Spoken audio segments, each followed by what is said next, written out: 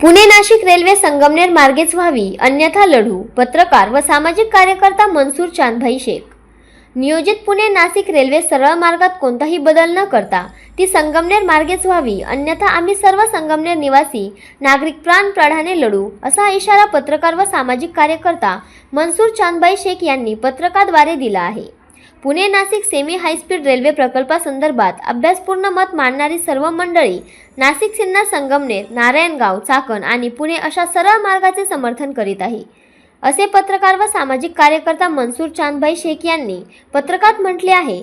न्याय भूमिकेसाठी आपण हा लढा तीव्र करणार आहोत, म्हणजे संगमनेरसाठी अनुकूल असे नक्कीच ठोस निर्णय घेतले जातील असा विश्वास वाटतो, असेही त्यांनी पत्रकात म्हणाले आहे.